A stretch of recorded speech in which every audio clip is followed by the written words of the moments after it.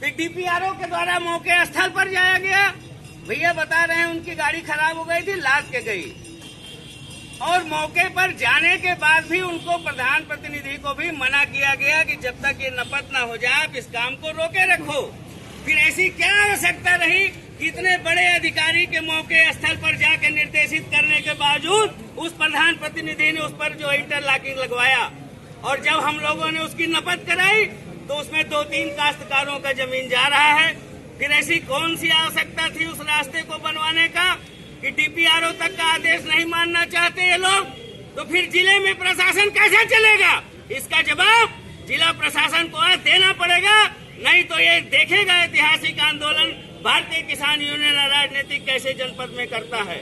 हमारे प्रदेश अध्यक्ष अभी आए थे कुछ दिन पहले, उन्होंने पूरी ऊर्जा देकर गए हैं आज जिले में, और उन्होंने ये कह रखा है कि इसके खिलाफ आप आंदोलन शुरू करो।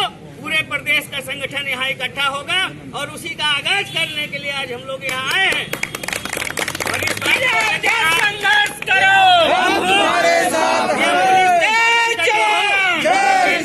प्रशासन को बता दे कि आज हम लोग अपनी व्यवस्था लेकर यहाँ आए हैं, हम लोग हटेंगे नहीं। इनको जब भी मौका मिले, जब समय मिले, 1 दिन 2 दिन 3 दिन 4 दिन 10 दिन, हम लोग भी देखना चाहते हैं कि कितने दिन इनको समय नहीं मिलता, और हम लोग तहसील छोड़कर जाने वाले नहीं हैं। और इस बार ये लोग देखेंगे कि कैसे यूनियन, ये कोई दलालों का संगठन नहीं है। एसडीएम महोदय, अगर आप बात समझ रहे हो तो आपके द्वारा जब भी सहयोग किया गया, संगठन के द्वारा आपका भी सहयोग किया गया, परंतु आज 3-3 महीने 4-4 महीने हमारे मामले का निस्तारण नहीं हो रहा है, हमारे पीड़ित न्याय नहीं पा रहे हैं। फिर हम कैसे संगठन चलाएं? इसका जवाब आपको देना पड़ेगा। हम आपकी मान मर्यादा को बचाते रहे और आप हमारे लोगों का सम्मान और मान की रक्षा नहीं कर पाए, फिर हमें ऐसा अधिकारी नहीं चाहिए और न ही कोई संबंध चाहिए। हमको आज न्याय चाहिए, या आप करो, सीओ करे, और यदि आपके स्तर का न हो तो जिले का अधिकारी आएगा तहसील और वो हमारे मामले का निस्तारण करेगा। इस कटिबद्धता और प्रतिबद्धता के साथ आज हम लोग यहाँ आए हैं, इसको कान खोलकर सुन लिया जाए। और आगे अब मैं बहुत मुख्य विकास अधिकारी ब्लॉक में खड़ा हुआ हूँ। ये कोई दलालों का संगठन नहीं है साहब कि रोज आपके पास लाइन लगाएगा 500 रुपए और 1000 रुपए के दलाली के लिए। जय किसान, जिला देश संघर्ष करो, हम तुम्हारे साथ हैं। जिला देश संघर्ष करो, हम तुम्हारे साथ हैं। आज आदरणीय प्रधानमंत्री जी के द्वारा गरीब लोगों के लिए आवास बांटा जा रहा है। उन्होंने बाध्यता खत्म की, टारगेट को बढ़ाया, और पंचायत के सेक्रेटरी क्या कर रहे हैं? खुलेआम लूट मचा रखा है उन लोगों ने। न्याय करो, आप लोग कहोगे न्याय करो, इसको कौन देखेगा? इसको कौन समझेगा?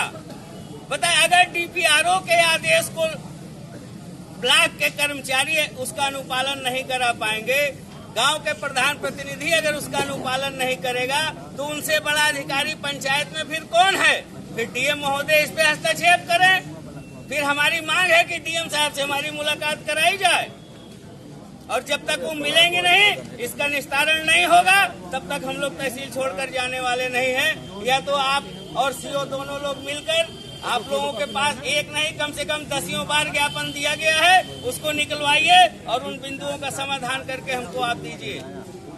इन्हीं शब्दों के साथ मैं अभी अपनी वाणी को विराम देता हूँ। आगे हमारे बीच हमारे राकेश भैया, हमारे गुरु, जब मैं छात्र था तब उस समय आंदोलन के अगुआ हमारे मिश्रा जी, नाम तो नहीं लेना चाहते लेकिन हमारे गुरु हैं, और इन्हीं के द्वारा हमको सिखाया गया संघर्ष करना भी।